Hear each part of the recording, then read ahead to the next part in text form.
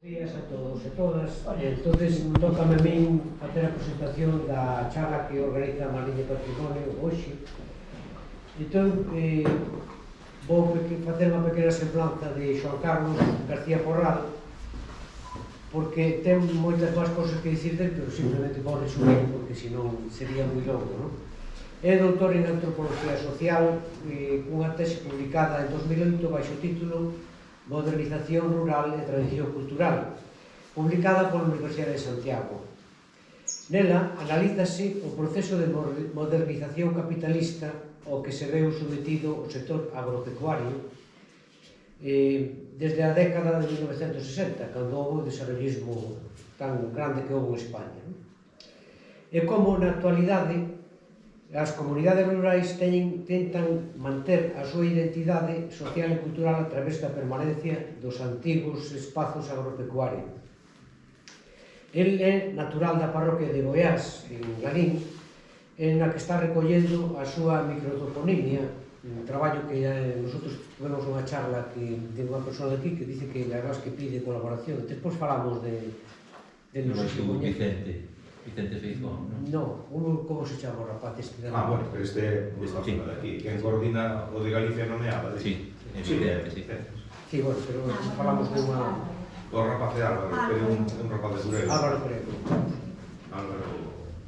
Entonces, él, aparte de outras da súa parroquia, pues, tamén participa na recollida de datos dos concellos de Rodeiro e Rozón, además de Lalín. El desenvolve a súa actividade como docente nun instituto en Silleda e é autor de numerosas publicacións sobre o patrimonio material e inmaterial e un colaborador habitual do Seminario de Estudios de Dodeza. Da súa numerosa obra publicada pódese destacar Lendas castrexas, Antropoloxía da tradición oral no Concello de Lalín, no 2010, de Balbino a hoxe, Cambios e transformación na aldea galega, de 2012, de Mouras e Tesouros, de 2017, e Fondo Rural, Identidade Social e Estructura Familiar, de 2020. Así mesmo, ten participado con outros investigadores en diversos estudos do Camiño de Santiago, de diversos camiños de Santiago, e sobre as vendas populares, etc.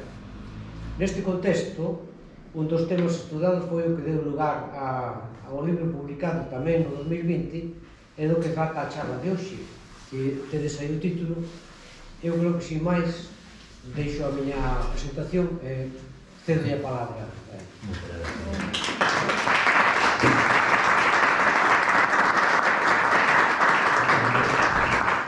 Por moi bons días, agradecidos a Mariña Patrimonio polo convite, porque tamén é unha maneira de chegar tamén aquí a Toba da Douro, senón é máis difícil para os que vimos do centro de Galicia, que eu sempre digo que vimos non do centro de Galicia, senón da quinta provincia de Galicia, porque a comarca de Deza, que é Lalín, Vila de Cruces, Rodeiro, Golada, Dozón, Silleda, eses 6 concellos que están aí no centro, no núcleo, somos dependentes eclesiásticamente de Lugo, da diócese de Lugo, administrativamente somos de Pontevedra, sanitariamente de Santiago da Coruña, e a única autopista que temos gratis é Ourense, que non dependemos nada dela. Pero, bueno, aí estamos no centro. Bueno, pois, co vosso permiso vou ir mirando. Bueno, convídame a falar da matanza do porco. O tema da matanza é un tema tradicional.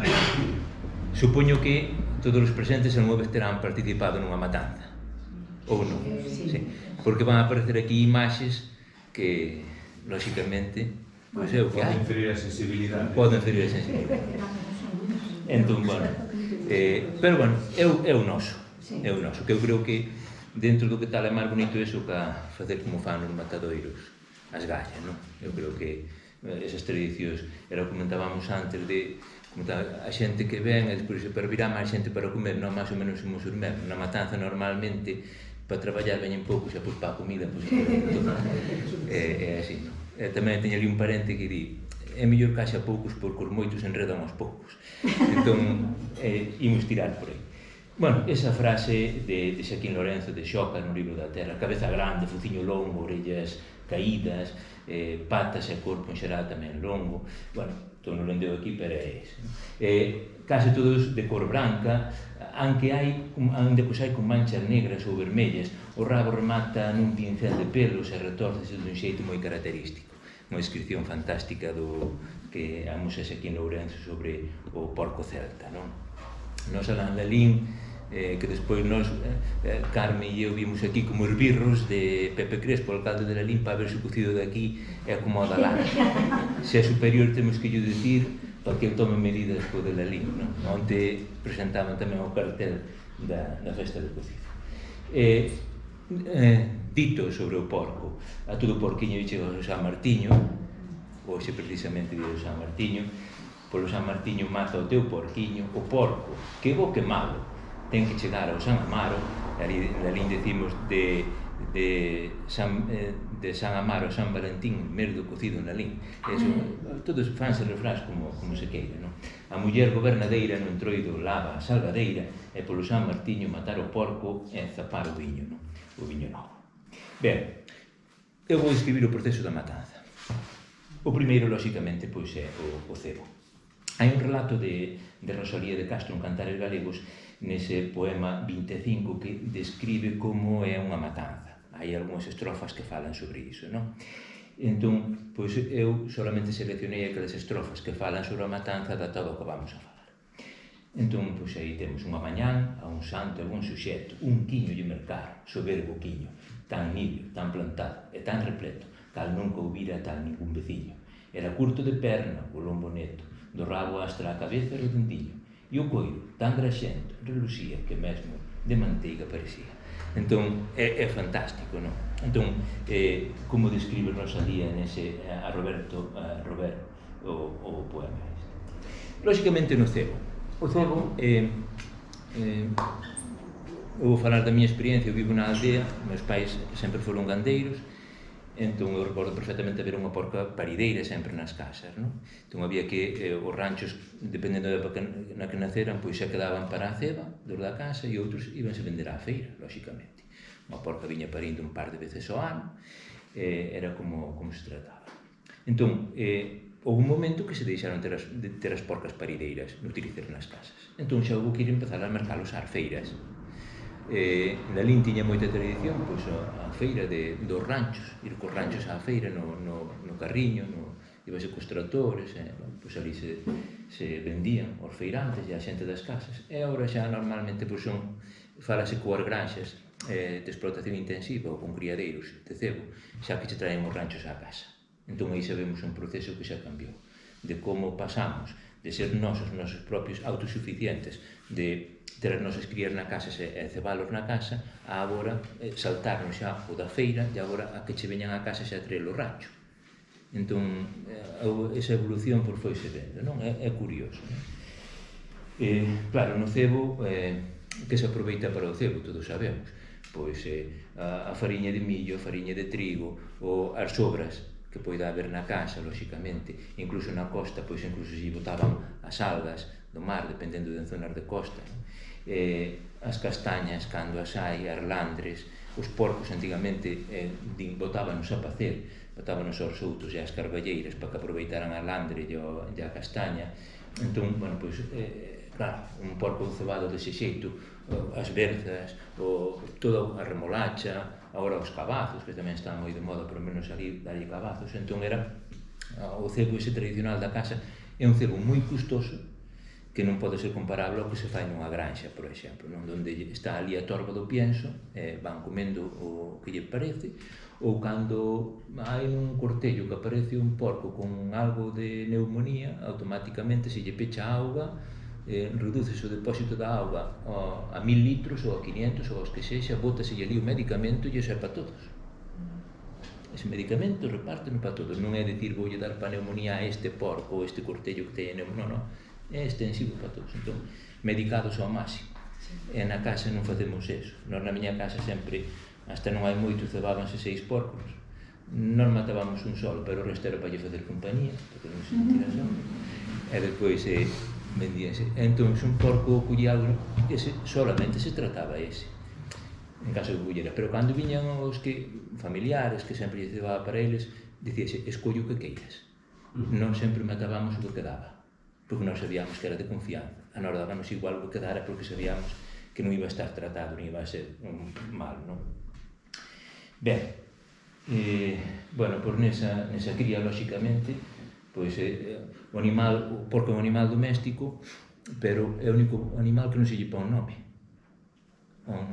Unha vaca pónselle nome, un can pónselle nome, un porco non, porque ten data de caducidade.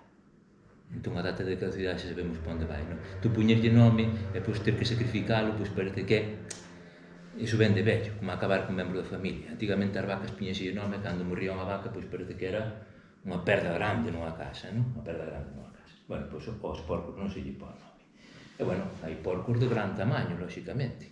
Poden matar un porco dunha granxa que andarán por os 113, 120 kilos, non máis, cebalos en 4 meses, prácticamente, ou poden matar un porco da casa se ten máis do ano, pois millor, que é como que era xente, pero claro, leva o seu tempo crialo e darlle toda esa comida. Claro, pois topaste con porcos de 200 e pico kilos, non solamente en vivo, senón ata en ganado. Entón son porcos enormes que pois dan pa moito. O millo, o recurso do millo, pois é fundamental, é un elemento, porque cando se non hai berzas ou se non hai o millo sempre vai estar, non? Entón, pois por ali ainda se bota moito millo de gran, tamén hai o millo logo para ensilar para o vacún, pero o millo de gran é un recurso. Entón o cebo, pois é algo que está aí, entón xa coñece. E logo ven o día da mata. O día da mata é un día de traballo, pero é un día de festa. Pero non sempre o asociamos así, dende cativos. Sempre nos inculcaron o valor de que a matanza do porco é un día de festa. Claro, agora, co paso dos anos daste de conta porque é un día de festa. Daste de conta que é un día de festa porque o porco chegou onde tiña que chegar. Non morreu antes. Entón o porco vai facer o servicio para o que foi coidado. E ese día, o sacrificio do porco, sabes que vas a ter logo todo o ano un recurso alimenticio. Houve ali unha muller na nosa aldea, eu acordo perfectamente, non acordo feito, pero si acordo que contaba, daquela, claro, hoxe en día un monte dá erva. Daquela erva verde solamente rodábamos prados húmidos, os humedais, primeiro na nosa zona. Un monte era pois para recoller leña ou para recoller toxos ou nada máis. Entón esta muller compraron ali un prado, como é este local, non máis, un prado de erva verde, e para pagalo tuveron que vender o porco que xa tiñan cebado para poder pagar o prado. Entón botaron un ano inteiro sin poder comer carne de porco. Esa é unha perda moi grande, porque aproveitábase todo. Quedabas sin a graxa para fritir, quedabas sin o touciño, sin os xemos para vender. Entón, esa era unha perda, pero tamén nos dá outra ensinanza, que é mellor perder do teu que falen mal de ti por non pagar. O Xesús se virou moitas veces.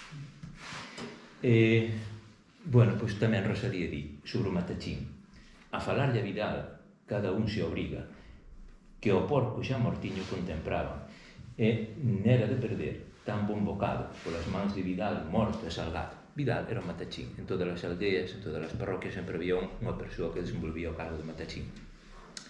Normalmente non cobraba. Meu pai foi matachín, nunca lle cobrou a ninguén por matar. Na ceifa, así no mes de decembro, no mes de xaneiro, mataba sobre uns 75, 80 porcos. Pero claro, ele era Manuel e sempre por San Manuel viñenlle cun paquetiño. Porque iso era obriga, non che cobrará, pero para que che volva para o ano. O matachín había que coidar, unha persoa respetada, que hai que telo de man, porque se cadra hai que matar máis con o porco. Entón o matachín había que telo de man. Entón, por neste caso, pois tamén fai referencia a Vidal, que curiosamente salía a semana pasada nas noticias que agora a Xunta vai implantar un sistema de matachín móvil. É simpático eso, non? Van ir polas aldeas e polas parroquias, entón pola Xunta, claro, tamén lle farán unha analítica e unha revisión á carne que se mate e todo eso. Bueno, pois outro avance máis en contra da tradición. Claro, na matanza hai os fros da matanza. Entón, eu digo que digo que eu son matachín tamén. Mato para os amigos e para a familia e pouco máis. Foi unha herdanza que me quedou do meu pai. Entón, ainda conservo os cuchillos do meu pai. Nunca marquei ningún coitelo, ainda teño os que utilizaba eu. Pero claro, eu utilizo eses, por exemplo. Entón, pois é un pouquiño co que se traballa. Entón, hai que telos ben afiadiños e guardados. Eu ali gardos, eso non se tocan en todo o ano, hasta que veña a hora. Aí para o Puente da Inmaculada, que é unha data crítica, pois aí é cando se pode botar mau deles, non? Ben empaquetadiños e... Entón, bueno, pois, como di Rosalía, cando dos porcos a matanza que amable chen buscar nas limpias eiras o despertar da fresca mañanciña. Era unha mañá, ainda que berraban uns porcos, na festa botanse fogos, na matanza berran uns fogos, pero é un motivo de ledicia, porque parece que aí a aldea, pois, hai fartura logo. Que alegre fumo entre os olmos e figueiras, olendo o cocho polos aires viña, que arremengar das nenas mondoeiras, que ir e vir dende o banco hasta a cociña, e a lolo no lar, que fogo, que larada, que rica e que ben feita frixolada. Lego o berrido do infeliz pasente, que sofre co coitelo morte dura, fender os aires no lugar que se sente, pouco a pouco a gorxiña queda muda, o suspiro postrer soa estridente, a sangre corre, matachín xa suda, e naquel grave e quírtico momento é o porco vida e mundo e pensamento. O difunto ali está reprantingado, cunha cebola entreaberta a boca, que ainda pares que a come o desdichado, pero non o chores, que a él solo toca dormir sono tan triste e descuidado, pois as iras do inferno non provoca, nin gloria ten, nin purgatorio ardente, el dormirá insensible eternamente. Claro, o feito da matanza. O feito da matanza tradicional, nos alá, supoño que por aquí tamén matábase no carro, entón o carro prestábase moi ben para poñer a cabezalla no chan, deitar o porco, había que facer un exercicio de forza grande. Eu sempre conto que ali hai un veciño que ainda vive, chamanlle di Pepe o Reboira, que era un home grande e forte, era destas forzas do momento. Se cada despois se tiña que se achar nunha leira, pois logo cansaba, pero ao momento era un home, era o agarrante titular ali de dúas aldeas. Entón, iba a todas as casas para fazer o agarre do porco, os agarrantes ou termadores, era como lle chamaba. Entón, se un mismo día, que era o normal, pois cadraban varias matas, pois íbanse turnando, iban esperando, agardando a que chegara ele. Entón, ele empezaba pola primeira, hasta que chegaba Pepe o Reboira, era mozo, ainda non fora nin ao servicio militar, entón era... Eu botábame ao porco, e claro, ao momento que me botaba ao porco xa está. Chegou un momento que xa dun ano para outro ibanse falando, entón chegou un momento que xa os porcos, cando se vían que vían Pepe de Reboira, xa iles iban para o carro. Este Pepe de Reboira, pola forza que tiña, nós como somos de zona de interior, ele nunca virou a mar hasta que lle tocou para marinería para Ferrol. Entón, unha das prácticas que lle mandaron facer foi remar nunha barca, os militares. Entón, estaba dirixindo a maniobra, o cabo, o que fora, dixo, veña a remar, fuerte, fuerte, e empezou a dar ao remo, e a barca empezou a facer movimento centrípeto, merdir direita, centrípeto, dixo, 2 días de arresto, solamente por facer o que me mandar. Entón, a forza, moitas veces, mal usada, pero dentro da inocencia. Bueno, pois aí, como se fai a mata, non? O normal de nenos, eu acordo de neno que eu disfrutaba non co sangrado do porco, pero disfrutaba estar ali, a coller o rabo, unha orella ou que me deixaran, non? E ver a miña avó recollendo no sangue para despois facer as filloas. Entón era, bueno, pois aquí, nos ali a matanza faise aquí por a parte da Barbada, hai que non mata entre o lacón por as costelas, pois tamén direito ao corazón, pero nos ali faise pola Barbada. É un exercicio de precisión, posto que non ves por onde vai o coitelo, vai ás escuras. Entón, claro, non podes picar a gorxa do pulmón, porque senón despois enchelle o pulmón de sangre, non sangra ben, quedalle sangre no corpo. Entón hai que mandalo limpo, o paso que ten é moi estreito, porque aquí no oso este que queda aquí xustiña, entón vai por aí, non suele chegar ao corazón ni moito menos, o que fai a cortarlle as arterias fundamentais de entrada do sangue, non? Iso é o que corta. Entón, que sangre ben. Eso é, se o porco sangra e chorrea ben, esa é como a tachiña é bo. Ora, se queda aí pinga, que a cousa non foi, porque pode quedarlle sangre no corpo, e despois non curar ben o sangue, ou o sangue a cara. Pasouse de matalo nun carro a facer unha mesa para matalo. Meu pai despois diseñara unha mesa para cunhas amarres, entón unha mesa baixiña moi forte, entón xa se botaba o porco ali enganchábase polas patas e veña, entón xa o momento. Pero agora xa é moito máis cómodo enganchalo nun guincho, nunha pluma. Ao principio enganchábase por unha pata de atrás cunhas cadeas, pero sufrían moito esa articulación do xamón e podían, incluso o xamón ese que era pendurado por aí, se cadra non se curaba ben. En cambio, agora o que se fai é cunha cinta arredor dos xamóns, por as brillas, é por onde se amarra e colgas, e entón o porco aí non se dá movido, porque na pata ainda fai un punto de apoio e ainda zarandea. E aí xa prácticamente que non se move, entón fai o sangrado e recolle o sangue para quen que ir ao sangue.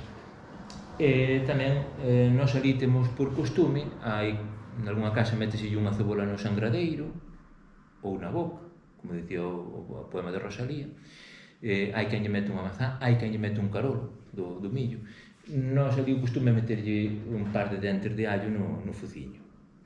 E non sei porque o último alento para que leve o cheiro ao allo.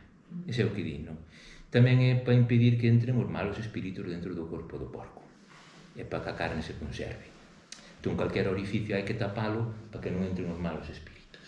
Entón, vai un pouquiño por aí. Non sei se vale para algo, senón eu meto, xa por ali meteu. E co sangue, pois, claro, hai que... Depois falaremos de algunhas tradicións asociadas á matanza. Pero co sangue hai que remexelo ben, incluso se cadra botarlle un anaco dunha cebola para que non se corte, non se calle o sangue.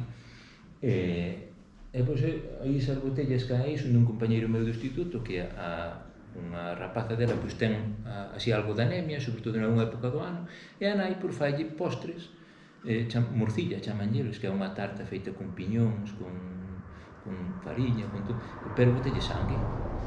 Entón eles chamanlle morcilla eso, unha tarta redonda, grande, ou calquera outro tipo de postre.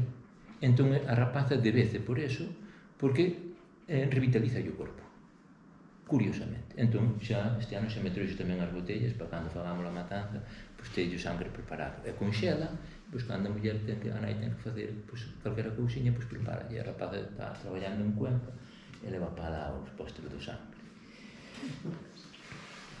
E o porco unha vez rematado co carro manexase para onde se quere. E bueno, o coitelo, ese coitelo agora apenas se utiliza xa, pero era o coitelo propio de Matachín, normalmente feito por un ferreiro que houbera na parroquia ou na aldea, lóxicamente.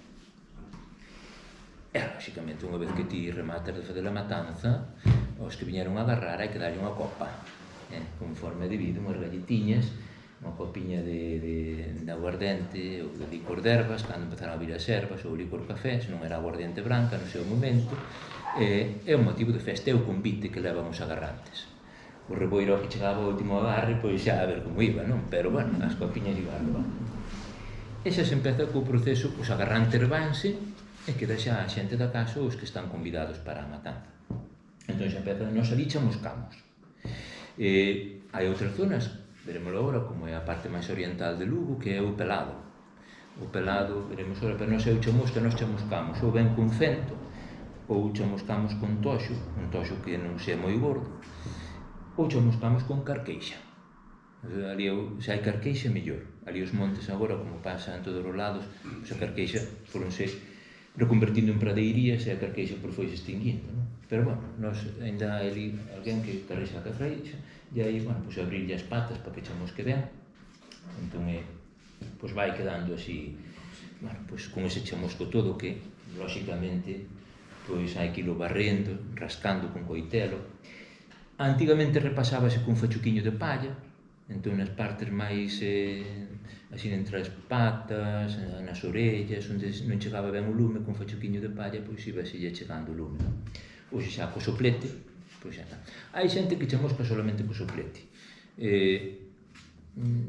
Nós alá temos a tradición que se ti podes, aunque sea darlle unha volta ou dúas coa leña, mellor, porque sempre se di, entesa mellor a carne, parece que lle dá outro color, e é certo. Se chamuscas co soplete, unha vez colavas e o rascas, queda blanquiño. En cambio, se faz, sobre todo coa liña de carqueixo, eso, é cando aparece o coiro máis negro, aparecen esas manchas no coiro, como se estuveran, bueno, é que crían ampollas, non? Entón, quedalle... Entón, é distinto. Darlle unha volta con leña, hasta parece que que o porco vai saber de outra maneira. Rascalo ben. Bueno, aquí, pois neste caso, estáse chamuscando única e exclusivamente co soplete. Posto aí, pois, non pade. E xa se ve, pois, tamén que como queda, non? Ir rascando unha vez que se vai facendo, que se vai chamuscando e rascando para quitarlle ese borralla que vai criando e que non impida. Logo, ao final, hai que rascalo ben. Así, seco, rascado? Sí, rascámolo en seco, unha vez que se chamusca, que se acabou de chamuscar, rascase. Despois. Non, claro, aquí escáldase. Agora vamos a falar do escaldado tamén. Pero non salí, unha vez que se acaba de chamuscar, rásquese ben con coitelo, e por lávase. Hai que lavalo. Pero co coitelo lávase ben para lle sacar ese rallo. Hai que sacarlle as uñas, os cascos das uñas, que ali os cascos das uñas, cando se quitaban, hai que aplicarlle máis calor para que salgan ben. Entón, tan pronto ya sacaba, se había que cheirala. Cheirar a uña, para o catarro. É moi boa para prever os catarros. Todo ten a súa. E claro, chamuscando quedenche cousas como esa, non? Canto vira o porco, quedenche a marca do porco na... Bueno, pois tes que darlle esas voltiñas. Para que se levanta o coiba hai que picalo e entre os xamós hai que ter tiro, non? O sea, un chamuscador que se lle queima un xamón, malo. Queimar un xamón é que se lle queima o coiro, nada máis. Porque, pois, se xamón, din, por aí vai entrar agora, entra o bicho, falta o coiro, entón non pode quedar tostado, ten que quedar, mira que ben quedou, se vai chamuscado, pois xa non... Hai que lavalo despois. Unha vez que o rascas ben, lavalo. Eu acordo de rapaz que ali dábaselle para o lavado cunha tella ou cun anaco de ladrillo, íbase fregando unha persona con mangueira ou cunha regadeira con agua e fregara. Depois viñeron os cepillos e xa se empezou a dar os cepillos sobre todo nas patas e nas orellas. Bueno, pois é un proceso complicado. Pero agora xa nos modernizamos máis, sacamos de Kärcher e venga, xa lle damos ca Kärcher o que fala. Aí xa non hai problema ningún. Ben no chao, ben colgado, pois este é un invento bo, porque antes alrededor do porco para lavalo non había case por onde meter a mangueira. Como todo o mundo quería participar para por justificar o xantar, alguén tiña que meter. Este é o do pelado, o pelado na zona da Fonsagrada, toda a parte oriental aquí de Lugo. Bueno, pois o pelado é aí as mulleres quentando na auga desde a primeira hora da mañá, potas e potas de auga fervendo, e un baño grande, e meter o porco aí con forza, porque hai que facer forza, logo pasarlle as corres para pelalo, non? Entón queda claro, queda como un unto, queda sin ningún peliño, non? Queda depilado ao máximo, non? Traballo moi laborioso, nós facemos do outro xeito, pero bueno, son dúas técnicas que tamén teñen o seu, as cordas, o coitelo e ir pelando, como esplumar unha galiña, pero en versión porco, non? E dá o seu traballo, lóxicamente, dá o seu traballo. Nos alá nunca utilizamos este sistema. Ben, unha vez que se acaba de lavar, volve a entrar en xogo o matachín, porque o matachín, se é profesional, nin debe chamuscar, nin debe lavar. O matachín mete o coitelo e logo espera a abrir. No meu caso non, hai que facer de todo porque hai pouca xente, pero o matachín tiña eso reservado para ele.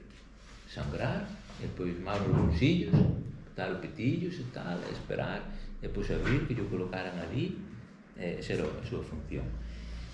Entón, hai moitas maneiras de abrir un porco. Hai que non abre colgado por as patas de atrás cara abaixo, ou ao revés, colgado por o fociño cara abaixo, e nós abrímolo deitado, cas patas cara arriba. É o sistema que temos. Imos ver distintas imaxes de todo. Entón, aí, bueno, pois o primeiro que facemos nós é sacar a barbada. A barbada a parte de abaixo, pois, é o primeiro que lle extraemos. E na barbada xa ven a lingua tamén. E veñen as castañolas.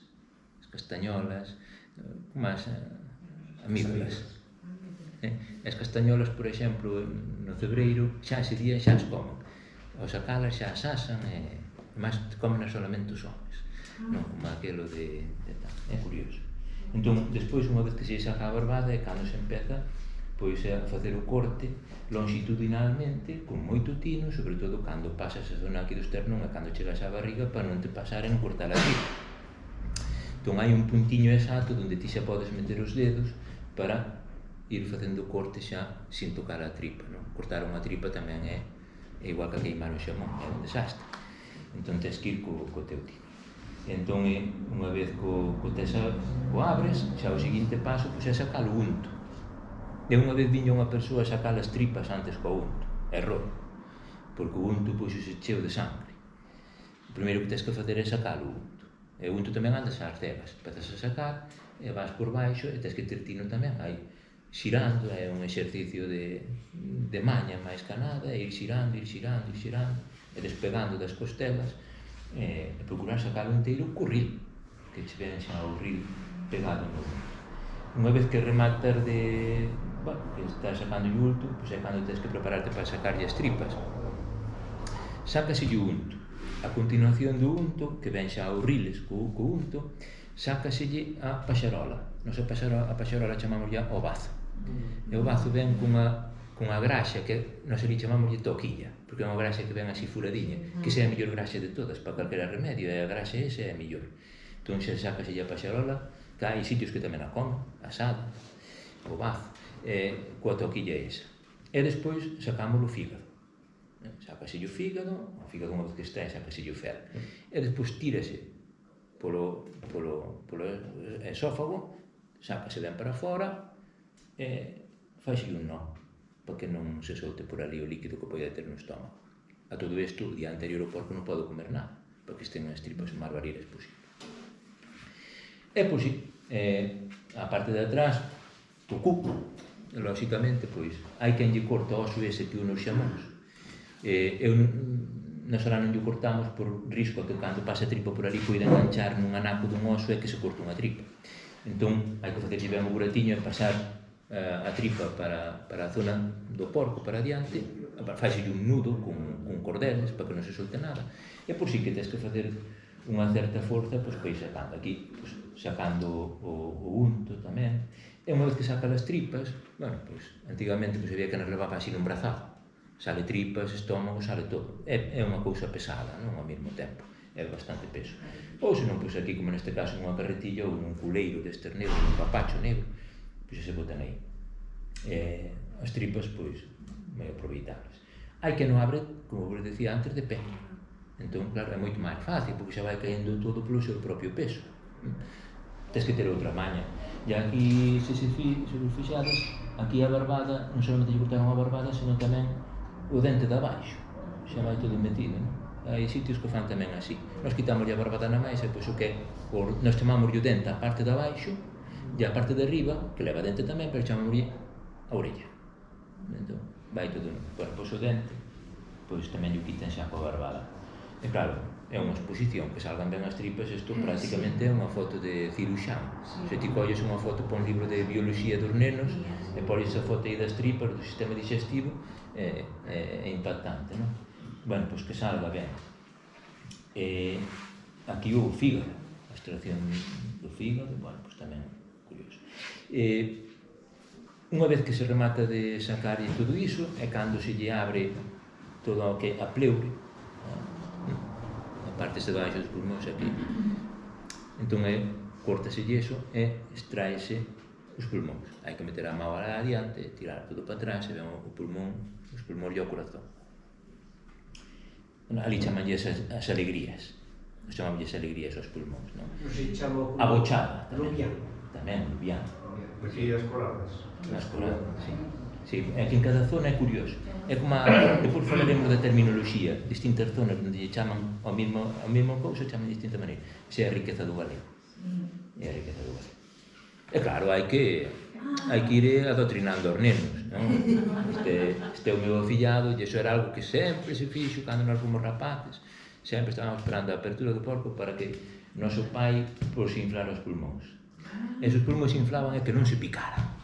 Eso era fehaciente. Eso era o mellor da fe. Entón, o meu afillado, pois tamén, hai que obrigalo a que se meta nas tradicións.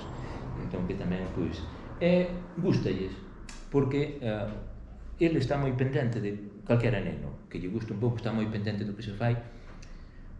No meu caso, en calquera caso de outra persoa, vai explicando o que vai aparecendo. Eles se asocian moi ben. Entón van aprendendo. Na apertura do porco leva unha clase de bioloxía fantástica. Entón, cando lle dis que o corazón dun porco é parecido ao dun home, que cando tal, que tal... Entón, iso, pois, entón, é unha práctica bonita. Unha vez que se acaba de abrir, non se ali, hai que non fende o esternón á metade, ou de lado, para que abra mellor. Entón, hai que colgalo. Hai que non colga por a parte de adiante, pola barbada, e hai que non colga por a parte de atrás, polas patas. Agora hai hasta incluso un sistema de perchas, son como unhas perchas. Entón, fai un buratiño aquí nos tendóns, é o tendón de Aquiles. Aquí por a parte de atrás, fai un buratiño co coitelo, mete esas perchas e non cae. Xa pode pesar o que pode pesar, que se tiven de cortar o tendón aí queda amarrado. Esta forma de colgalos por a parte de atrás non só facémoslo así porque ao quedar colgado, quedar o xamón estirado, derrega máis, non lle queda tanta sangre acumulada. Ten unha forma de que, porque o xamón hai que secalo ben logo. Claro, isto tudo que aquí fano a man, unha roldana. Eu acordo ali unha familia que tiña o espacio que tiña era como a do marco da ventana hasta a parede, e había que colgar 3 porcos àquela altura, pero todo a peito. Entón os homens a peito. Piñense nunha escada, amarrabas unha escada, pois ir puxando ya a escada hasta que se volvaba ali. Dentro, a beira da cociña, por medo que roubaran, claro, non era por outro. E tendo espacio fora para poderlos colgar fora tranquilamente. Bueno, claro, agora que a roldana xa é fantástico, non? Esa é a percha, que lle decía, é como queda aberta nese caso. Pero aquí esa percha chamaba de outra maneira. Tiña un nome. Pendeiro, podía ser. Tamén pode, de madeira. De madeira, non pode de madeira. Sí. Sacabas uns nervios por as patas. Efectivamente. E colgabas. Sí, pois igual. Na zona de Rodeiro tamén ainda utilizan eso. Sí, ainda fan eso, porque en Rodeiro a marga lle gastar. Prefieren utilizar o que teñen máis á mão, non hai ninguén de Rodeiro. Unha vez que queda aí colgado, bueno, pois hai que abrilo, hai que volver a abrir, e abrilo por detrás. Entón, nós abrimos por detrás para que enfríe mellor. Entón, ábrese pois dende acima hasta o fondo, hai que o corte direitiño hasta que chegue aos osos da columna. E unha vez que chega aos osos da columna, faz unha fenda dun lado e unha fenda do outro. E aí ábrese, e métese uns cañotiños para que enfríe mellor. Isto é se vas facer unha parte do porco normal. Se vas facer partir o porco para costilletas, se queres aproveitar para facer costilletas utilizando non podes abrilo así. Solamente tes que facer un corte hasta que se acabe o touciño, non podes cortar na freba. E despois entre o touciño e a freba, tamén con coitelo pequeno, ir separando a freba e o touciño, entón queda aberto como un libro. Pero aquí por dentro. Sí, pois aquí, lá por fora.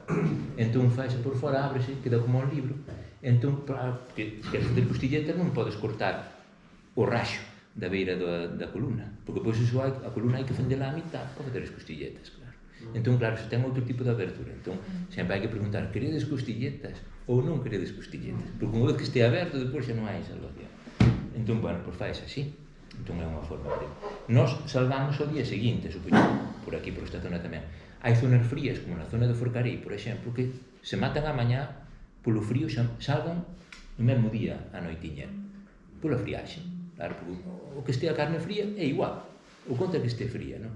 Hai días que se cadra partes do día seguinte e ainda está a carne quente. Hai uns tempo para acá, que no mês de decembro hai días que andas en manga corta, por menos ali, e hai moscas. E hai que tapar o porco con a sábana ben tapadiño, porque senón, claro, van facer o mal. No outro sitio, o que fan, por exemplo, en Salvaterra do Miño, por alá, que ali, o viño que lle sobra, claro que é iso, porque aquí o viño, botanlle ao porco por dentro, para que evite que vayan as moscas e iso. Régano con viño por dentro, na canal. Sí, sí. Esa é porque lle sobra, senón... Meu pai tiñalle correr para dentro. Para que non fueran os gatos e os caras o libro, non? Sí, nos ali colgan saltos. Este anos eu collo cunha sábana, consello unha sábana de alrededor, ben tapadiño para evitar que vayan as moscas. Ali tamén colgábamos ali froncando un parente, un veciño dun parente, metaron 2 porcos colgados con un adival largo, e os caras viñanlle de noite. e un can tivo mala sorte, porque quixose botar ao porco, e anduveron curra, tira, e cando tiraron polo porco para baixo, estaba o odival, a punta do odival estaba no chao, enroscouse no can e baixou o porco e subiu o can. E a mañá seguinte perdeu o porco abaixo e o can arriba.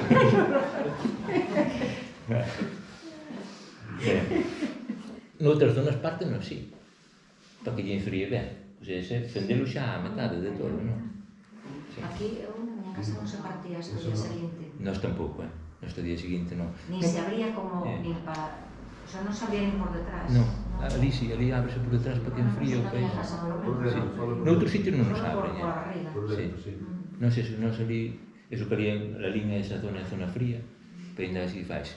Nos ali tamén, a parte facemos o día seguinte, por unha razón fundamental, que son 2 días de festa, vas cargar. Bueno, o das tripas tamén é moi curioso, non? Nos ali agora, casi ninguén suele aproveitar xa a tripa gorda. Ali agora casi todo o mundo, pois, tira, aproveitase o bandullo, o estómago, eso sí. Aproveitase a tripa miúda, pois para facer os chourizos despois, non? Se está boa, se é boa de escamar. Pero se non agora a tripa gorda, moi raro. Hai moi pouca xente xa que faga morcillas ou que faga, pero veremos os tipos de embutidos. Pero bueno, eso, aquí, depois falaremos deso que hai traballos na matanza que son propios do home e propios da muller. Ainda que agora hoxe en día, pois, tens que fazer case de todo, non? Pero históricamente era así.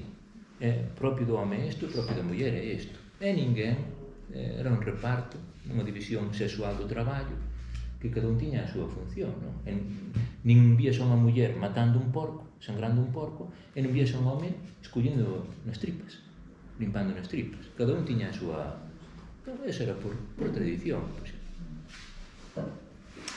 Entón, claro, pois as mulleres teñen que sacarlle a grasiña, esa grasiña aproveitala, eles preparando ben, porque, pois, claro, as tripas teñen que ser aproveitadas para facer os embutidos, para facer todo o que... Ou a tripa gorda incluso para comer, o caldo de tripas que se come por alguna zona, non? Como se fora o bandullo igual.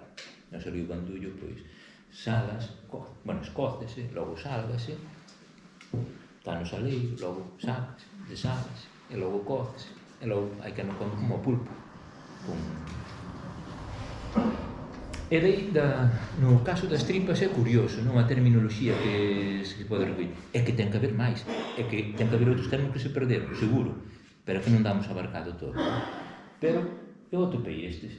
Desingrir na Fonsagrada, o sea, limpar as tripas, sacarlle a graxa as tripas, na Fonsagrada, desingrir. Desenfiar en Salvaterra do Miño, la língua ou do Zón. Nos decimos desenfiar as tripas, así é como lle chamamos nós, desenfiar. Entrepartir no cebreiro, desenliar na estrada, esgodar en Pesqueiras, en Chantada, extremar en Vilar de Santos. Entón, eso teño que anotar, porque en cada zona teñen a súa, a riqueza terminolóxica da matanza é tremenda, e iso vai se perder. Iso vai se perder. E logo, os roxóns, o sea, que a graxa hai que fazer os roxóns. Chicharróns ou roxóns. Rixós en Vilar de Santos, roxóis na Fonsagrada, rixós no Río, dependendo da variedade de tal, pois así chamamos de unha maneira ou de outra. Pero outra riqueza que temos aí, outra riqueza. Bueno, pois, nós ali tamén se facíamos roxóns para sacar a grasa que se extraía, utilizábase, sobre todo, pois para a cura de animais. Cando unha vaca botaba unha almohada, nos chamábamos unha almohada, pois un bulto así na cadeira ou nunha pata de lado, botaba un bulto grande, entón botáballe grasa sin sal, chamábase grasa sin sal, a grasa que se extraía cocíase, que lo cheiraba, entón ibas cocendo esa grasa e ibas sacando con un cucharón, sacando, entre comillas, o aceite, o líquido que iba botando, e se iba botando para un recipiente, eso, claro, que daba a grasa blanca, entón esa grasa era buenísima para eso, e é certo que nos meus tempos xogaba ao fútbol e aparecerame un día aquí no pé dereito, no artello, aparecerame así un bulto como a cabeza dun dedo. Claro, que é o primeiro que faz ao médico, a ver que é isto, pero un bulto tocaba e andou ali con ecografía a intentar reventando, un bulto de líquido, nada. Entón cheguei a casa e dixe a miña nai, mira, teño isto aquí, botelle grasa sin sal, porlle un calcetín, e así, antes de me deitar, botelle grasa sin sal, puxe un calcetín para non manchar as sábanas, e ás 4 da mañá, un fervor no pé, bótome para fora, saco o calcetín, toco o bulto e pum, alá vai, radical. Entón, a grasa de sal, esta grasa utilizábamos para iso, aparte de utilizala, lóxicamente, pois, para facer o pingo para os chourizos, para conservalo. Metías os chourizos dentro desa grasa, para fritir esa grasa, todo o que se diría. Pero o de curación é algo que é fantástico, grasa sin sal, calquera así é fenómeno, de verdade. Lavar as tripas, ou se se lavan, as poucas que se conservan, lávanse con unha mangueira, pero se non ao río, ou a unha fonte. Tempo de inverno, tempo de xiadas, tempo frío, e as mulleriñas ali calmadas metidas na auga fría para poder lavar as tripas. Mas tiñan que ir de que se acababa todo. Os homens quedaban tranquilos, dando petillo ou dando un conto, e as mulleres á fonte, a pasar frío. Pois iso tamén é algo que, lóxicamente, ten que ir variando. E con cousas, pois fanse, efectivamente, hasta instrumentos musicais, cando é polo entroido, as pantallas de cinzo que van cas vinchas do porco. Nos ali as vinchas do porco utilizábamos para guardar os chourizos. Na vincha, esta se aproveitaba a vincha. Se digo, iso tírase todo, pero na vincha lavabase ben, enchíase de grasa e ali metíanse os chourizos para conservalos. Bueno, pois iso tamén. Bueno, pois depois xa faremos da comensalidade para ir remataría o proceso da matanza. E por ben outro día fantástico, que é o día da parta, que é o día máis traballoso. É o día máis traballoso. O día de matar é aquele, pero o día da parta son moitas pezas.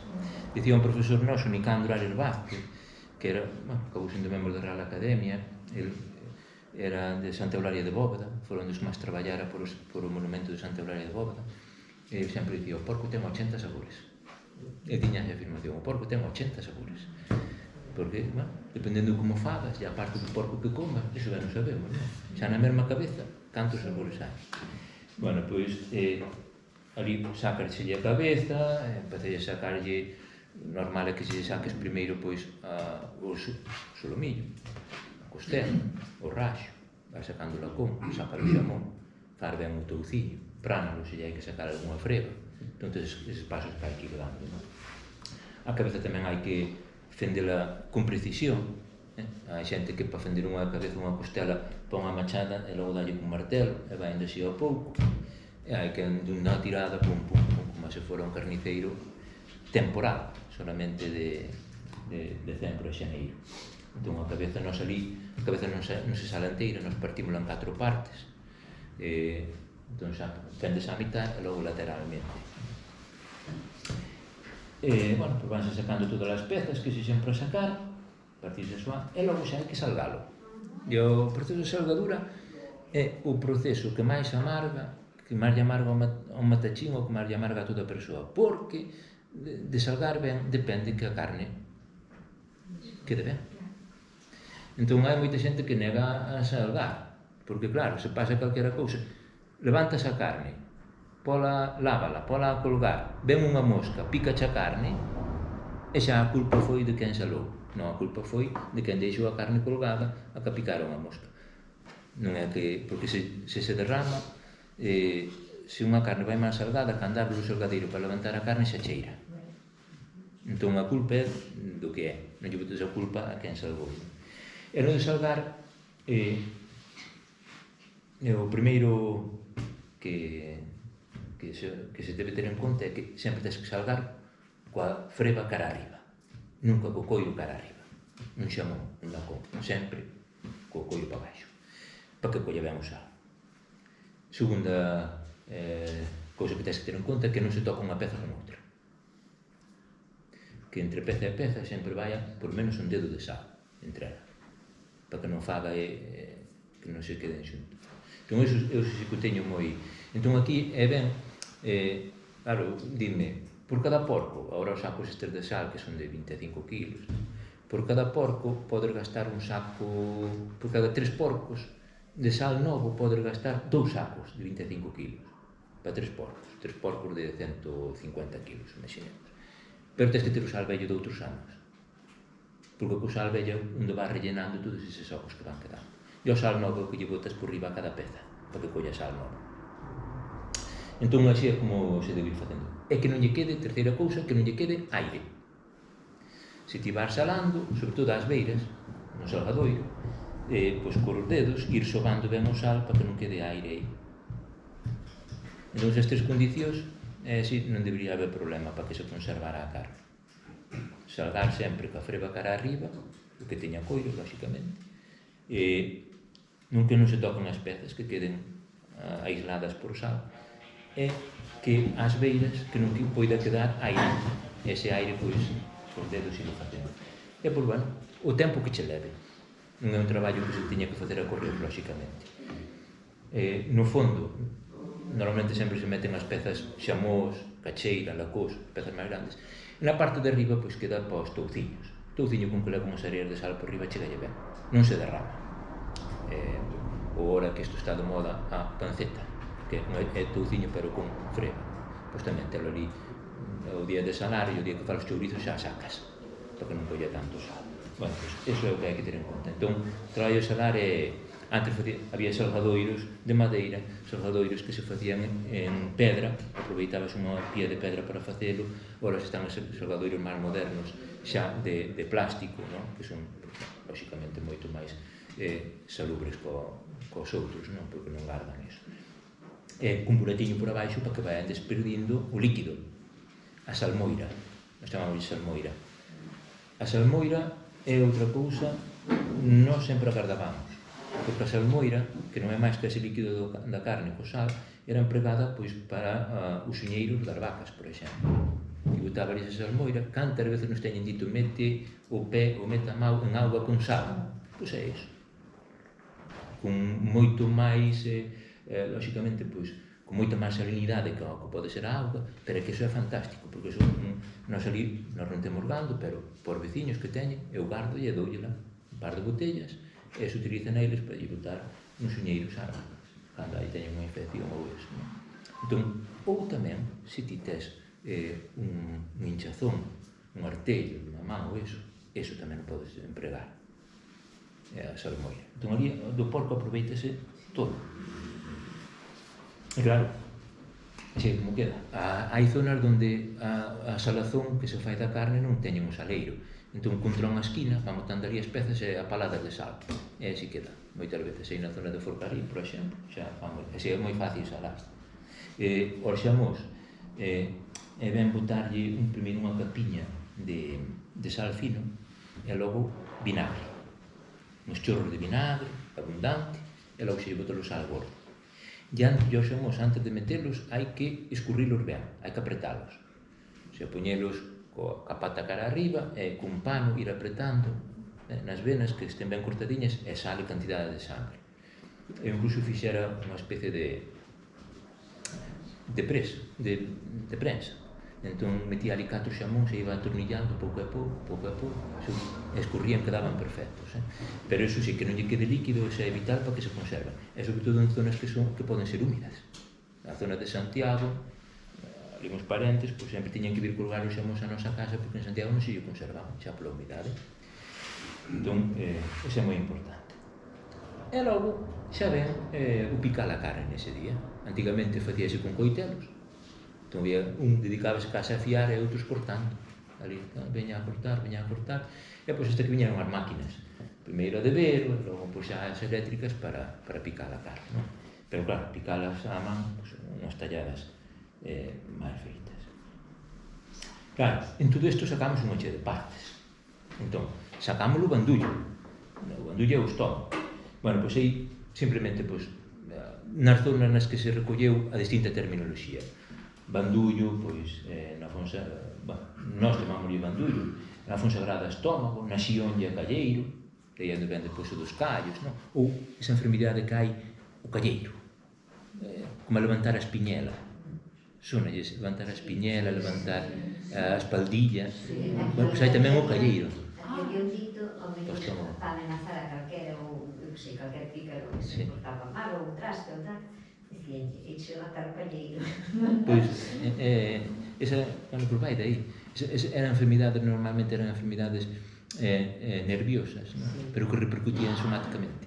Entón era levantar a espiñela, cada máis a espiñela levantábase, non tienes por que fazer o exercicio de levantala, senón que a distancia. Non, nos hai ali unha veciña que lle di a miña nai, ás 7 retoche para levantar a espiñela. E miña nai ás 7 vai para a cama, está ali uns minutos, sin dicir nada, e xa está nova. Hai uns retrousos, uns dicires, non? Iso é para falar moitísimo.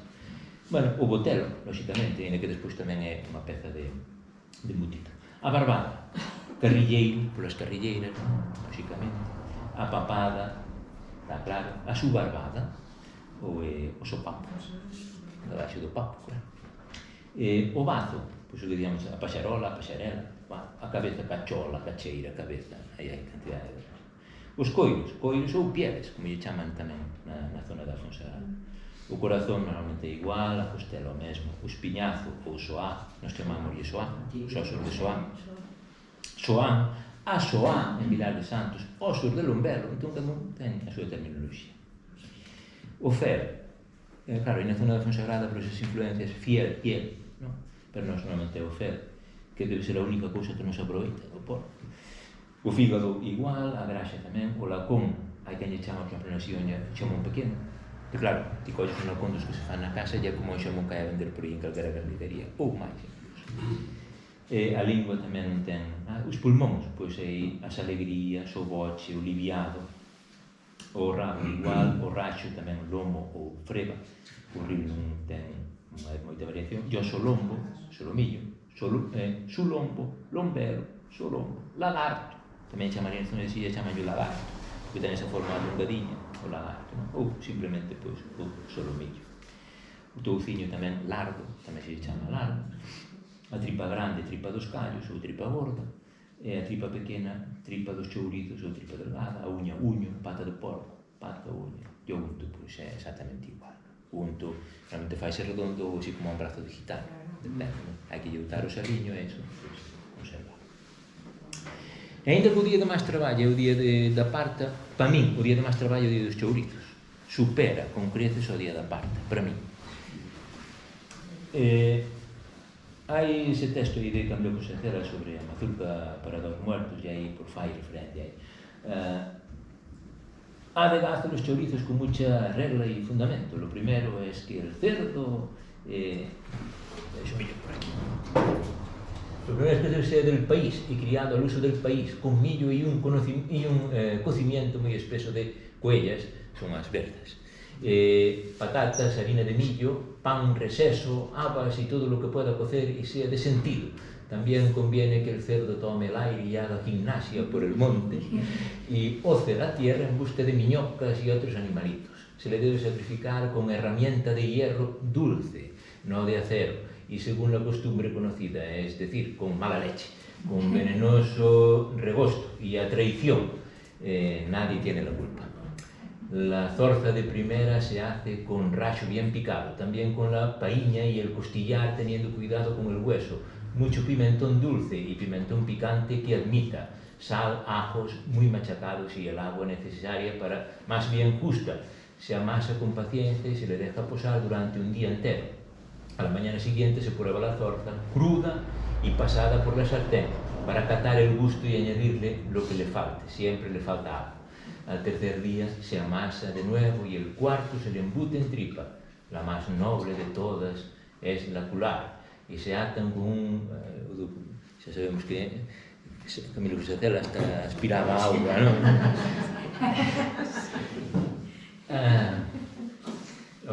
Y se atan con un cordelito los chorizos según el tamaño a que se les quiera. Se ahuman en la lareira durante 2 o 3 semanas hasta que queden tiesos, que la rigidez y la dureza son señal de buena cura y ya valen para comer. La leña de carballo es la que da el mejor humo y el más saludable.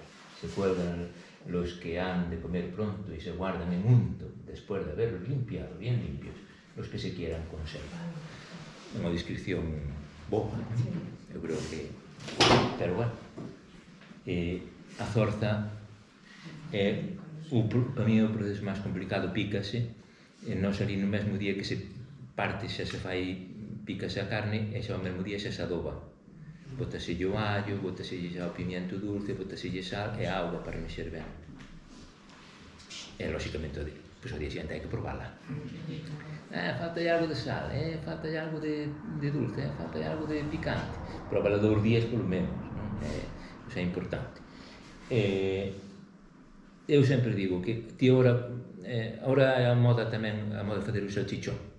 Entón se che ven nun sobre, venche o preparatorio que tens que botar a carne. Entón dixe, tantos kilos de carne, tanto este sobre de preparación, ou estes 2, ou que sexa. Entón ti botaría aqueles 10 kilos, pois tantos sobres. Botaría esos remexes e xa está. Tamén ben para os chourizos. Pero esas mulleres na casa non o fan. Eu vexo a miña nai, a miña madriña, elas remexen, botanlle así o que elas consideran e despois co dedo, por si lle falta algo, botalle algo máis aquí co dedo.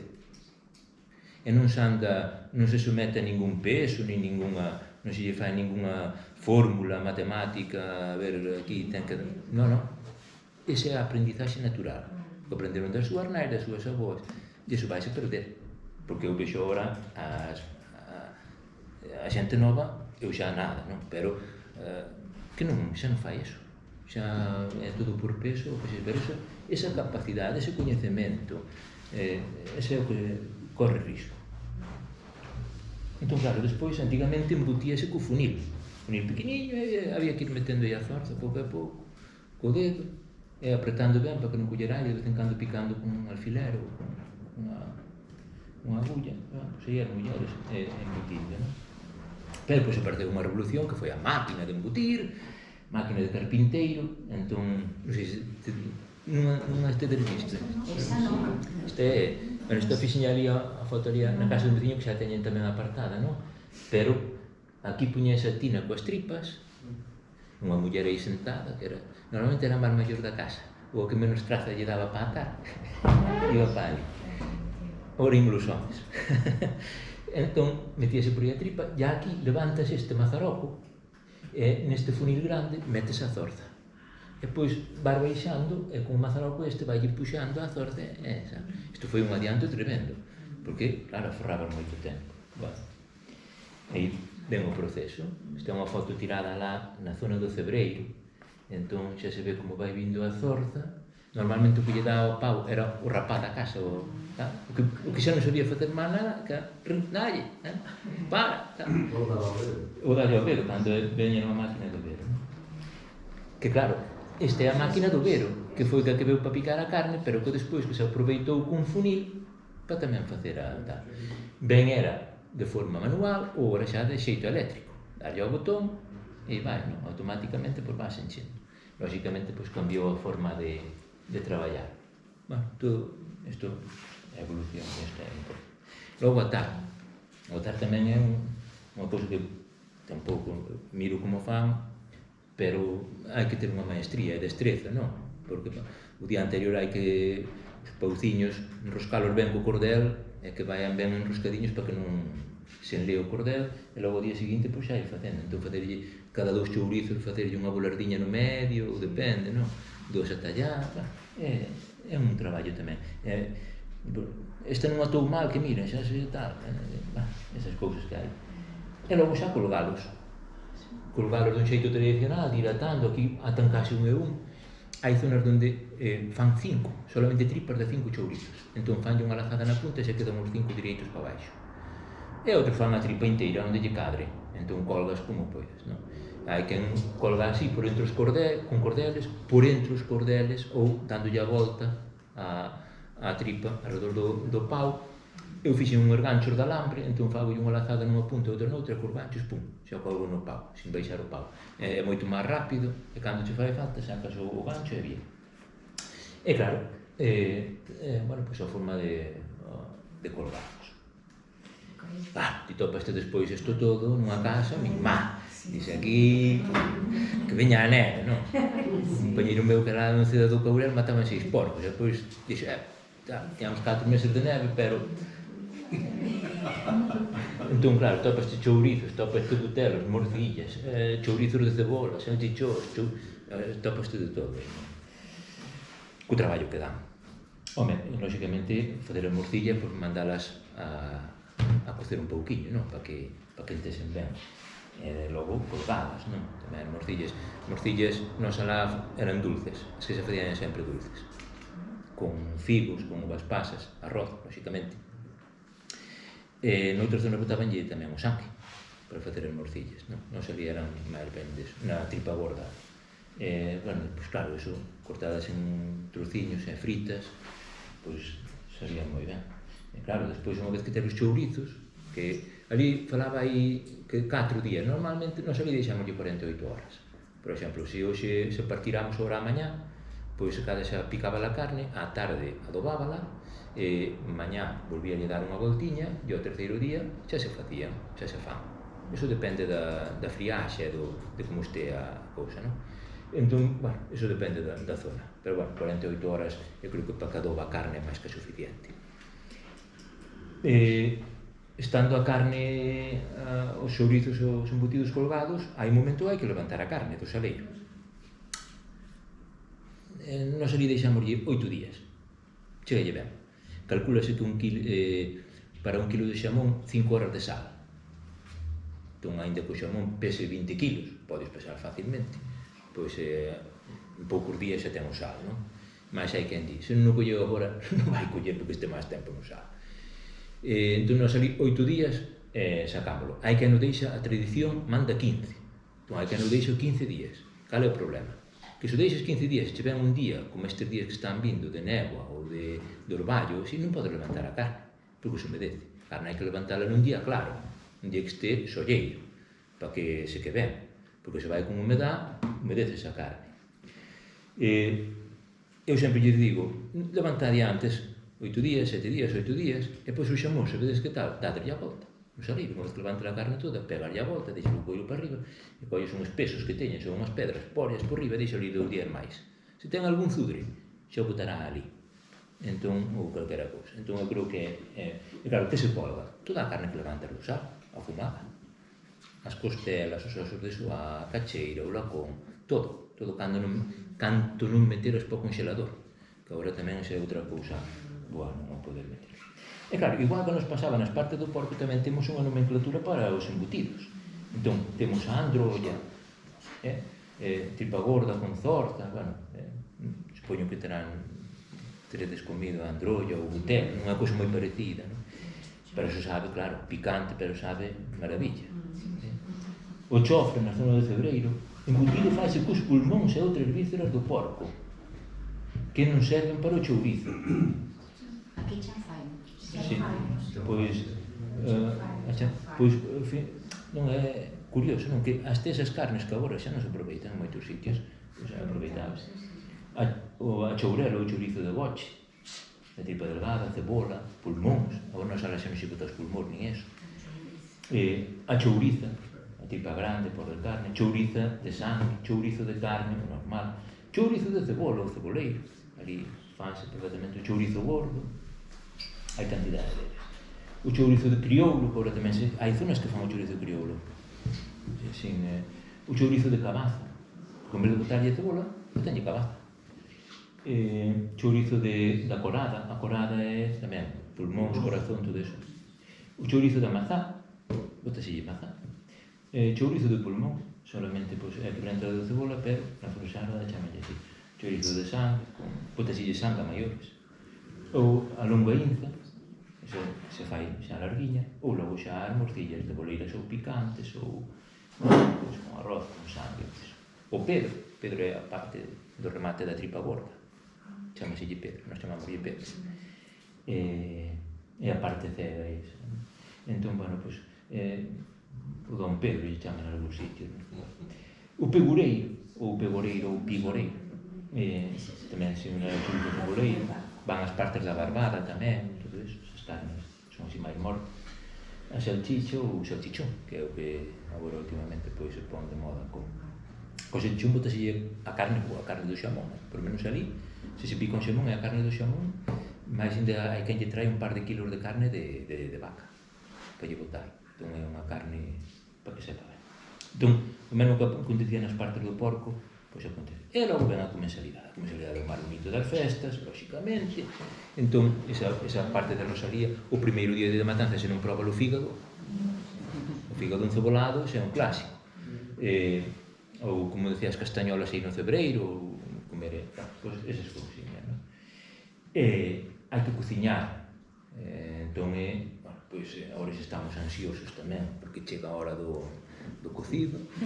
Entón, na matanza hai casas onde unha orella, ou sea, unha parte de arriba da cabeza, se garda dun ano para outro para facer o cocido o día da matanza.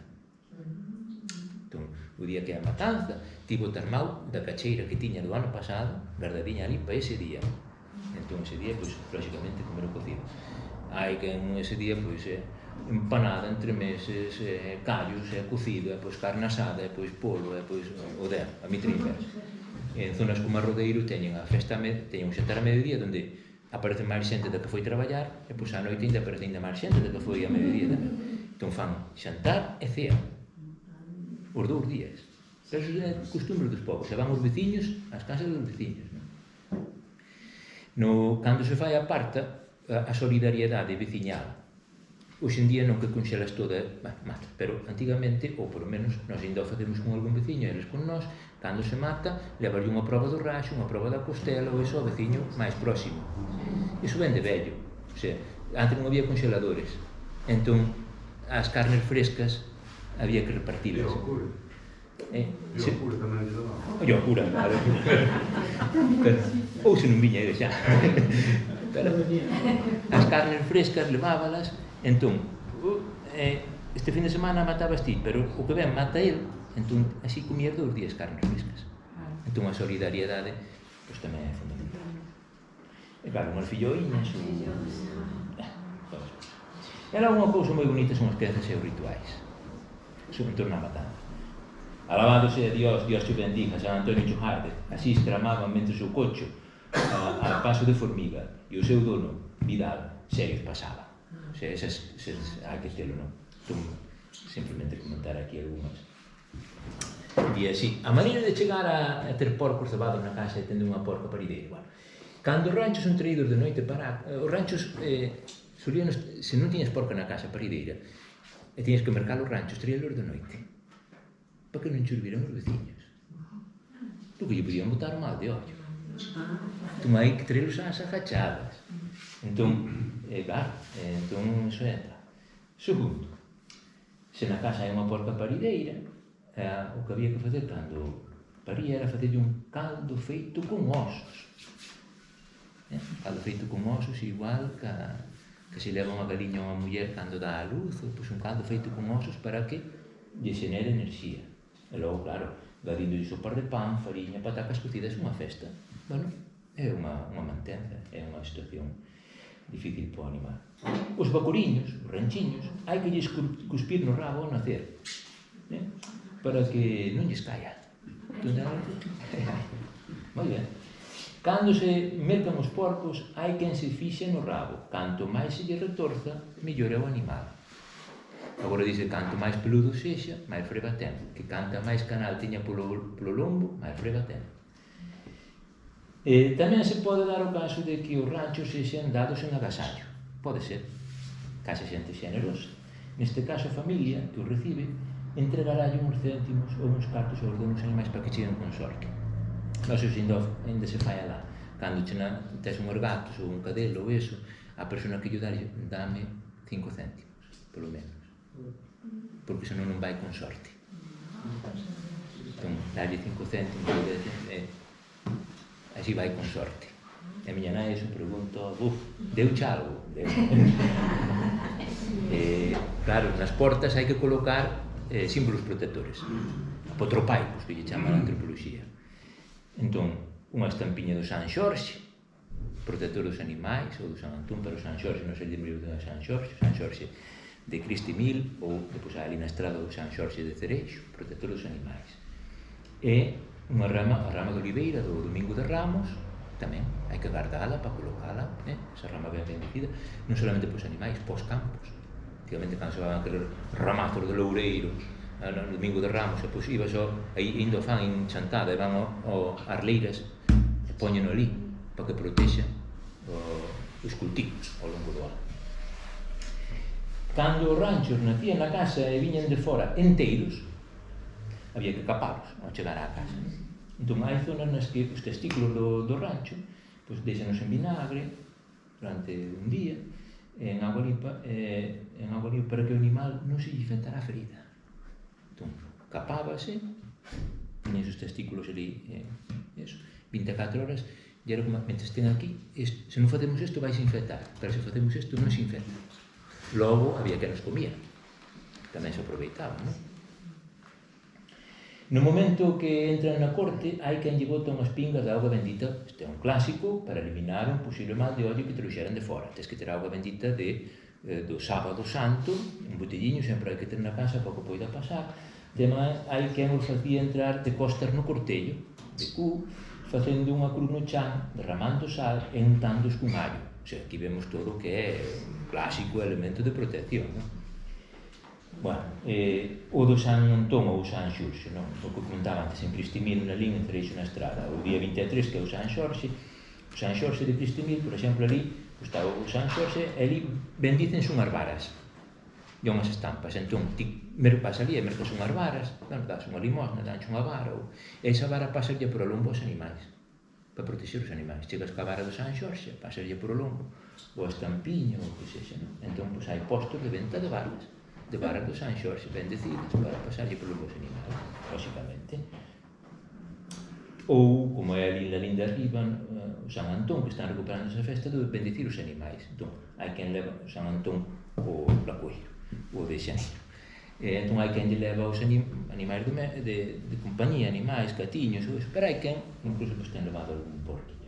Na rexión da Limia, pola noite do San Xoán, sacaban os porcos e outros animais da casa para que colleran a rosada desa noite. Esa noite, pois claro que... Ao longo do proceso do cebado, hai xente que mantén as portas dos cortellos pechadas para evitar que ningún veciño alleo ou extraño lle entre a filgar como están os porcos. Pero tamén é, nas aldeas, sobre todo, a curiosidade de ser atufados é algo que é de xénero, non? Entón, hoxe van de festa, van ver como están os porcos. Entón, eso hai que pechar, entón, porque claro, pode ser malo. E cando che ven algún veciño que che ven ver os porcos, un familiar ou calquera, o primeiro que ten que fazer entrar na corte é San Antonio e San Pare, ou San Antonio e os bendiga. Se non di eso, van asinar. Non dixo eso, van coller un mal, unha protección. E ainda existen, nalgúns zonas de Galicia, nas que os porcos eran pastoreados.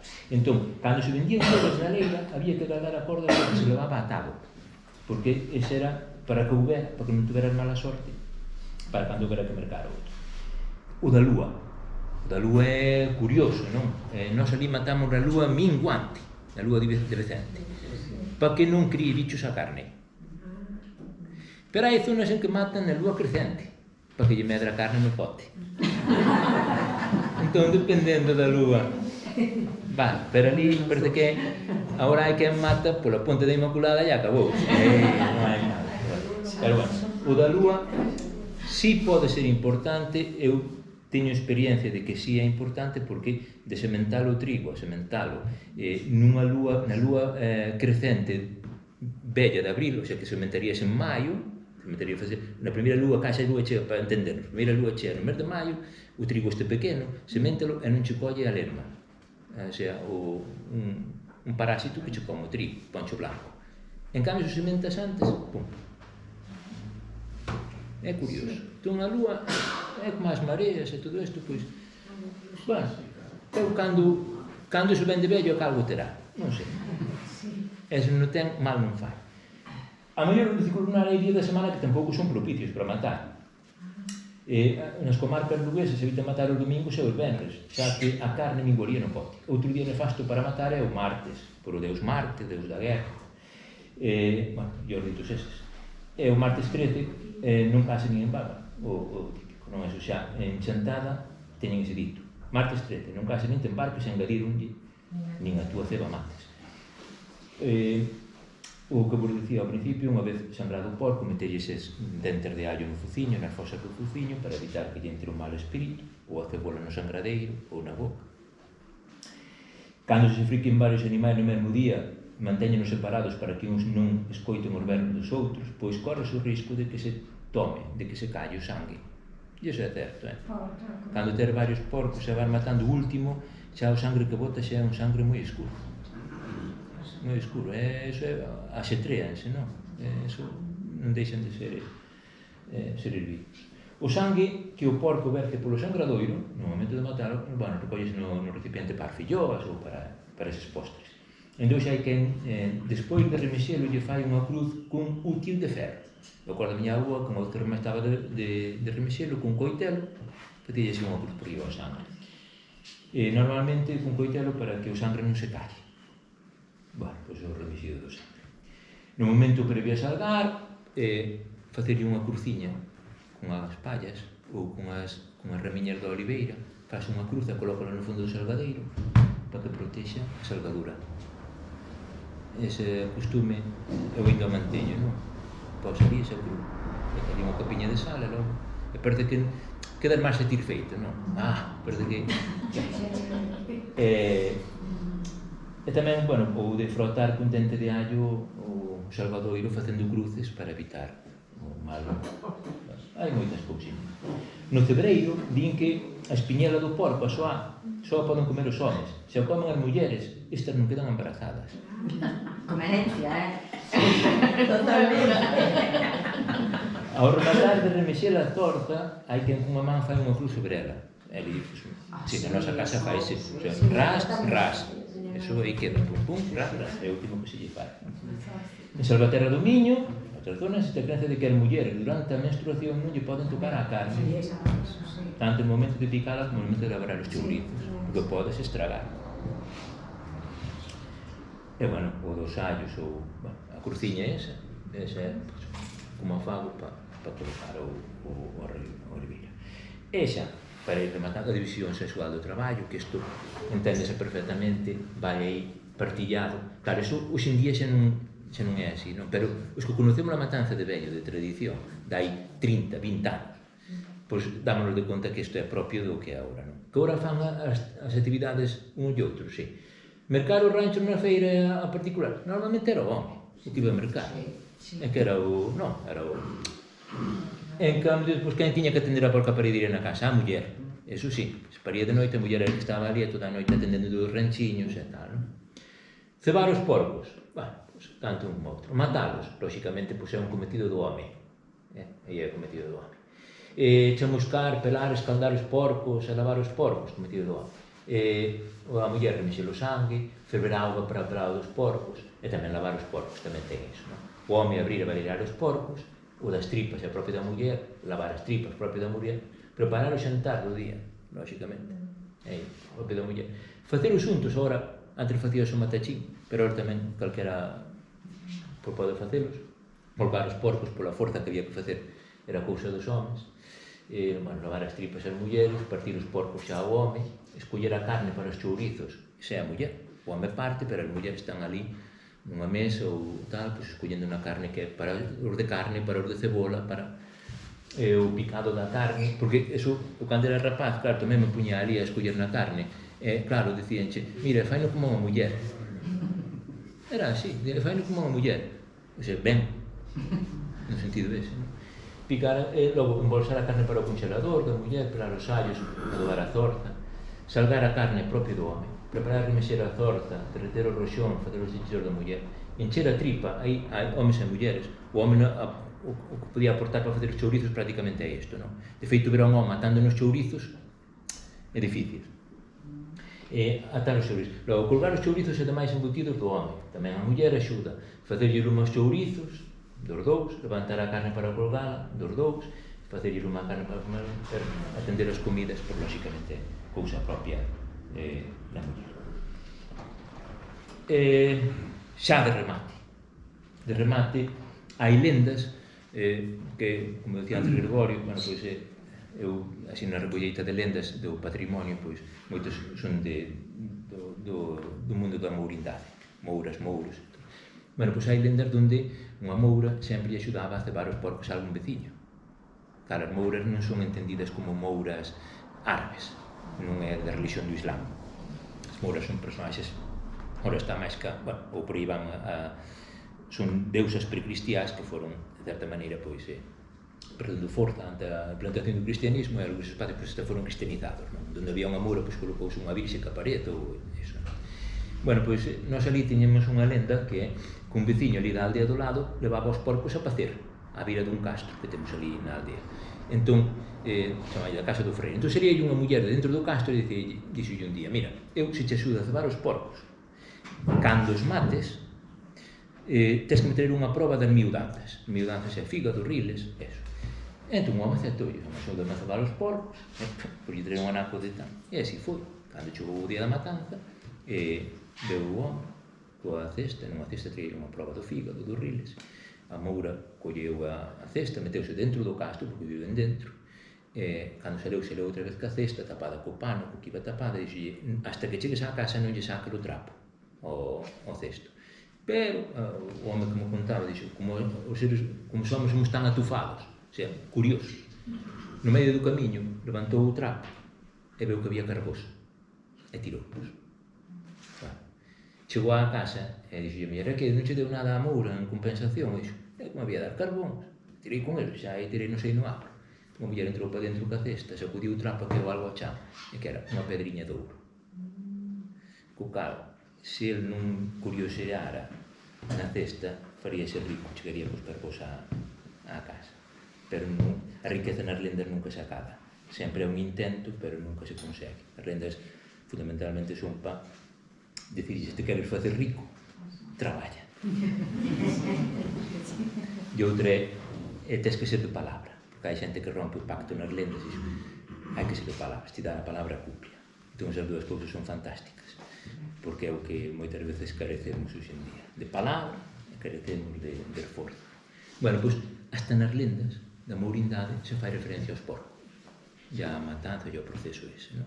Entón é algo que forma parte da nosa existir, dunha aldea que cada vez é máis pequeniña, cada vez máis, que intentan vendernos cousas que non son nosas, impoñernos cousas que non son nosas, cando nós no que nos sentimos cómodos é nesto, na nosa tradición, é o que nos ampara e é o que nos une cas xeracións pasadas, que é o que estamos perdendo, non? Entón, eu, se tedes alguma pregunta ou calquera cousa...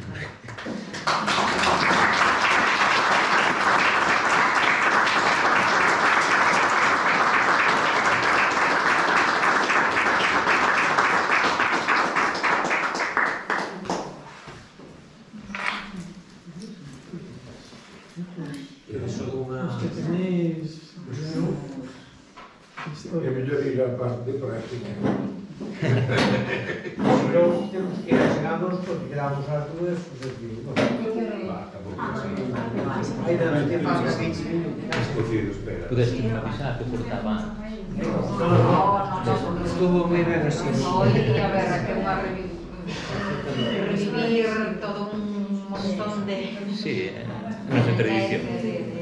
Sí, hai un par de palabras que chamaron a atención, que me comentaste cando se teve o cocho ali en Lugo, ibanse, Lugo falou de no casco urbano, viña xente que vivía aos alrededores con cubos a recoller as lavaduras ou levaduras ás casas para darlles os porcos. E non se fai ali eso. Hai ali xente que vai aos bares e que lle gardan as levaduras, non chamamos levaduras, e gardanlle, se vai ali co caldeiro, igual, e ainda hoxe en día... Eu acordo na miña casa, que vivía ali nun primeiro, e viña unha señora, pois os verdes, os sábados, para recoller o caldeiro que había debaixo do fregadeiro. E vanlle restos de marisco, vanlle restos de todo. Entón, o porco ten que saber... Claro, sabía de todo. E aquí, en cambio, no Obradoiro, eu creo que tamén se lles facía encaldada, non? Tamén ali. Cocerlle a fariña nun pote na lareira, Unha levadura con grelos, con nabos. verduras, Sí. Mal é que se habitúas a comer eso despois, amargalle comer en verde. Se habitúas a eso, comer quente, comer sempre así, despois non... Eu teño o recordo na casa dunhos veciños, o sea, cortaba as verdes, eu ali na non se cocía, era todo crudo, e traía esas, cortaba as verdes no caldeiro, e tiña preparado auga e tal, e acababan de comer o caldo, porque evidentemente se comía caldo e non se comía moita máis cousa, e recollía os platos da mesa e lavábos no caldeiro xa con as dos dedos. Ai, sí. Isto tamén se fai nos buchinches, nos tigres das festas, que vas... Agora non se poñen vasos de plástico, pero antes ibas... Estaban ali, pum, vermo, collían o que había na barra, daban ali na tina,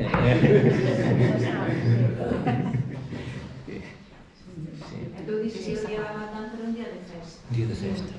Eu non temos o mismo recordo. No, eu escapaba po fallo para non ir berrar os porcos. Pero miña nai... Depois sí, depois baixaba, pero o momento ese da tensión de antes de matalo era terrible. E depois os que estaban agarrando o coche riñendo. A veces...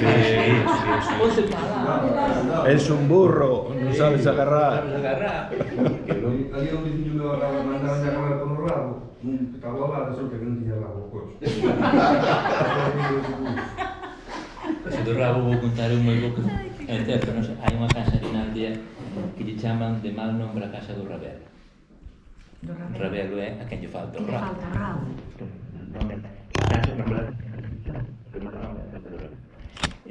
Meu pai mataba ali os porcos, tamén. Os que veñen de granxa normalmente veñen cun rabiño pequeno, non? Xa os cortan de pequenos para que non se mordan.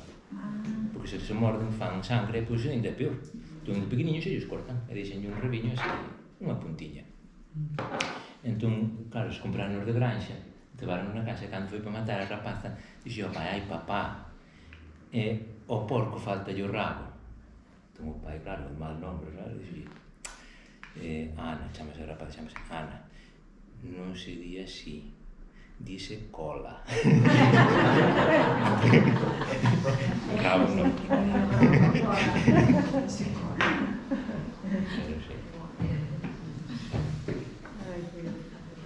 E ahora se poden hacer entonces, as matanzas se poden hacer igual? Sí, agora está mandado por a lei do benestar animal, que hai que... o do tiro, non? Bueno, chaman o tiro, pero ese é un valor, é un... deba un muelle, entón sale así un punzón, pum, dalle aquí un golpe, hai que puñerlo ben, porque se lle dar mal, ainda é peor, porque debates o porco, é unha historia. Pero aí dáselle ben, entón o porco queda dormente. Tamén había que llevar un mazo grande. Tamén, con mazo, atontado. ou con corrente eléctrica. Os matadoiros por aí, en corrente eléctrica. E pois cólanos, veñen unha cadea e un sangrando. Pero antes era a forza, así. A forza. Sí. Había que agarrarlo con forza. Berraban. E encima eran máis grandes. Máis grandes. Eran porcos de ano e pico, porque non salí, cando ti matabas, xa había meses que xa estaba a crianza do ano seguinte. Eu no Caurel días que a veces os collían con un gancho para dar. Sí, e pasaras unha corda por arriba e o tirar por aquí o coche tira para atrás e entonces aproveitaba para... Hai que, non me acordo de dicirlo, tamén hai que nos mata de pé. Enganchaselle un lazo no fuciño e o porco, claro, é testán, como somos todos. Enganchalle no fuciño, tiras para diante e que fai o porco? Tirar para atrás. Entón aí no momento non matachín, de pé, mete o coitelo. Hai distintas técnicas. Dependía do matachín, a técnica que sí. Efectivamente, da destreza do matachín e... Tamén un matachín que lle escapou o cocho co coitelo medio clavado. Pode ser, sí. Non sei, un caso. Sí. Eses casos, sempre hai de escaparlle o porco por un agro abaixo, despois de que estaba deitado para chamuscar, levantouse o porco, marchou e tuveron que ir con unha escopeta. Eses casos hai. Depois aparecían os perdigores na zorda. Bueno, está o tema dos escapadores, que por lo menos por aquí era tamén. Eu era unha das persoas que máis me divertí. Porque sempre te amenazaban, viente por ali, sempre traía... Eu escapaba po fallo o día que viña o capador e o día que me mataba. Sí, pero esa frase, tere do rapaz para acá. Pero, si, os escapadores era moito. Porque, además, ele viña estás. Eu, bueno, claro, de rapaz tiñas que lle axudar para coutar ou eso. E o peor era nas femias. Aquilo era, boh, aquilo claro, tiña que abrirla aquí de lado. E aquilo, pois, alá un co dedo aí, boh, aquilo é... Ali había dos escapadores moi bons en ali. Dos moi bons. Eran, e aí atrás, creo que hai un reportaxe en YouTube que lle fixeran, e contan a súa, bueno, a máis a linguaxe que tiñan eles, os útiles que utilizaban. É curioso, esa profesión desapareceu. A cuchilla aquela que traía. A cuchilla. Pois o fío, poñese ali con aquela agulla revirada, daban ali unhas e vai, ala, veña. Pero o capaz de tiña por ali, cada un facía non sei se coquitaba. É que esa amenaza Os que había por aquí iban a capar borrachos. E dicía a xente, pois mira, viña borracho, cando ven borracho, cando menos se infesta. Sí, había dos que eran. o aliento.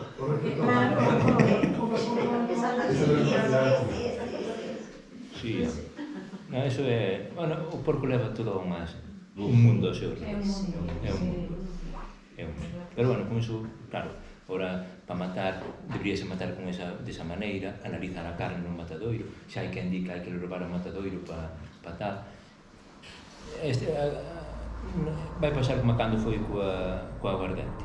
Hasta que non veñan a fazer inspección xa ao pé, a xente normalmente vai matando de forma tradicional como pode. Pero aquí na madeira nativa, tuve pequeniña, que despois para os levantes, e lle levaba o cacho de fígado, en cacho de fígado, pero as persoas que levamos o cacho non chegaba e a xente non estaba nesa labor, sabes? Cando houve eso sí tamén empezou xa tal, pero nada, ahora. Despois para os xa non nada. Ora, ali o fígado, é raro, é moi raro xa que se come incluso o día da mata o fígado. Non, non se pode agora. No, porque agora estamos máis fartos de todo. Xa, pero era moi rico. Sí, o fígado encebolado, sí, o friles, o esto. Estaba riquísima, que me sabes. Sí, sí. Pero depois tamén estaban os que vienen a comprar os xomós. Ora, que se tenían unha cava. Sí. E olían e dicían, este non está bom, Terían a cala que se tiñan mal. Para pagar o mesmo. Sí. Este non está bom, este non está bom. Era a cala que se terían preparada, Sí, que se facía con un pouciño de uz, entón xa terían cocheiro malo, pero se estáche malo, levocho porque tal. Ali viñan os de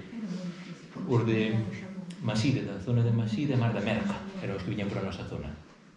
Os da Merca, sobre todo ali de Ourense, eran os que xamoneiros. E claro, timaban a pobre xente, esquilmaban. Xamos grandes, xamos vos. Pero timaban a quen se deixaba timar. Claro. E por vendelo para pagar o recibo das carnes salvadas, a contribución. Vendir o xamón para pagar a contribución. Era así como... O porco deu moita vida ás casas, e quedarte sin un porco. Cando unha casa mataban 3 porcos xa era unha casa... Estamos falando xa... Sí, eso era como... Pero bueno, é unha realidade que... Eu sempre digo que, dende que en Lalín facemos a matanza tradicional, unha semana ou 15 días antes do cocido, faz unha recreación. Moitas fotos que había aquí eran desas. Faz unha recreación da matanza. O porco xa ben matado, xa ben sangrado. Pero faz ali e tal. Eu sempre digo que dende que se fai unha festa recordando unha tradición, a que esa tradición está morta ou para morrer. Xa, claro, sí. Vamos a ver, é que moita xente que ven ali, que eu teño documentado a festa, e hai xente que ven preguntando, oye, por que se fai isto? Xente que nunca veu unha matanza, non? Pero a maioría da xente vai porque despois hai pincho.